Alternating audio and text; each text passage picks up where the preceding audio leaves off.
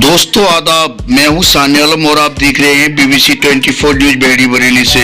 शायगढ़ की एक महिला ने प्रेस कॉन्फ्रेंस कर बताया, भू माफियाओं का खेल जिसकी शिकार खुद ये महिला और उसका पति है। भू माफिया कैसे फंसाते हैं देहात से आए सीधे साधे युवकों को दूसरी जमीन का रास्ता दिखाकर। जब रास्ते वाला करता है रास्ता बंद, नहीं रहता कोई भी रास्ता, तो फिर वही जमीन खरीदते हैं कौड़ियों के दाम और रास्ता देने के उपज में लेते हैं जमीन की मुंह मांगी कीमत, करते हैं खुला ब्लैकमेल। ऐसा ही एक मामला आया सामने। देखना है इस पीड़ित परिवार को कैसे मिलेगा इंसाफ। आज इस महिला ने मुख्यमंत्री योगी आदित्यनाथ के पोर्टल पर की है शिकायत। आपको बता दें कि शायगढ़ बेहड़ी की एक महिला जिसका नाम अमीर जहां है, इस महिला ने मीडिया को अपनी बात बताते हुए भू माफियाओं पर आरोप लगाते हुए कहा, कुछ साल पहले भू माफिया निजाम खान निवासी शायगढ़ ने मेरे पति आरिफ, जो कि एक बहुत सीधे साधे व्यक्ति हैं, हम दोनों को निजाम खान ने ये प्लाट दिखाया जिसमें हम रहते हैं और निजाम खान ने बताया कि इस जगह का रास्ता हाईवे की ओर है। मुझे और मेरे पति को फंसाकर 36 लाख रुपए जो हमने अपने गांव का मकान और जेवरात बेचकर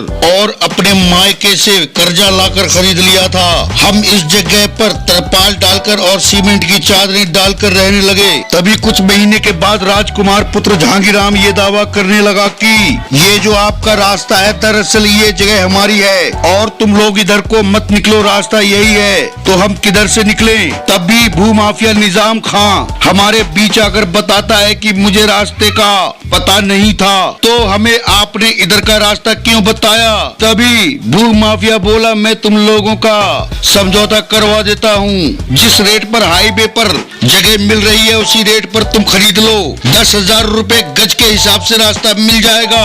हमने कहा, हम आपको इतनी बड़ी रकम दे चुके हैं, हम अब पैसे कहाँ से लाएं? भू माफिया बोला, अभी राजकुमार को 2 लाख रुपए दे दो और बाकी बेनामे पर दे देना। फिर हमने 2 लाख रुपए बैंक से कर्जा लेकर राजकुमार और निजाम खां को ट्रांसफर कर दिए। जब बेनामे का वक्त आया तो हमने भू माफिया निजाम खां और राजकुमार को डेली बहुत ढूंढा, पर दोनों भू माफियाओं में से एक भी नहीं मिला और बेनामे का वक्त निकल गया। फिर अचानक दोनों भू माफिया आ गए और कहने लगे, तुम्हारा रुपया मारा गया। तभी हमने कोतवाल बेहड़ी से शिकायत की और कोतवाल साहब सब समझते थे, उन्होंने वो रुपया वापस करवा दिया।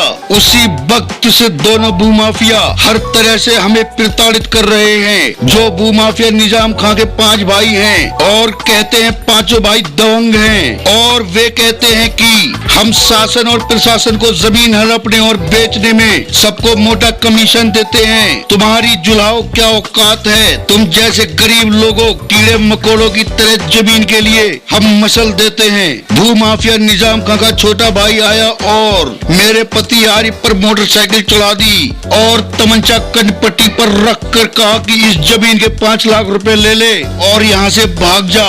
मेरे पति ने मना किया तो लात और झापड़ मारे और दबंगी लहजे में बोला, अगर तुम लोग ये जगह छोड़कर न भागे तो पेट्रोल डालकर तुम लोगों को जिंदा जलाकर राख बना देंगे। और भू माफिया निजाम खान ने जाते वक्त कहा कि जहाँ सेंटर पॉइंट है यहाँ पर भी तेरे जैसे लोगों का कब्जा हुआ करता था।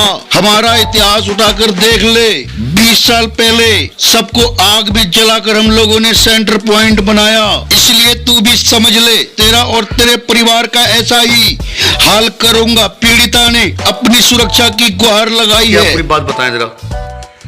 कालू से जाना बेटा करा। हाँ। तो हमने कैब को 2 लाख रुपए दिखी।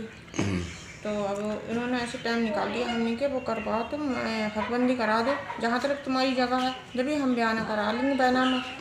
तो वो बोले ना, तुम पहले बैनामा करा। मैंने ऐसे कैसे बोला? उन्होंने ऐसे टाइम निकाल दिया, फिर दूसरे के हाथ बेच दी निजाम खां के। उनके हाथ हमारे पास से गए थे 2 लाख रुपए और वो भी चेक से। फिर इन्होंने हमारा टाइम ऐसे निकाल दिया, फिर इन्होंने निजाम खां के साथ बेच दी। पैसे तुमसे ले लिए? पैसे हमसे भी ले लिए ना, हमें कोई नोटिस दिया उन्होंने कि हम दूसरे के हाथ बेच रहे हैं।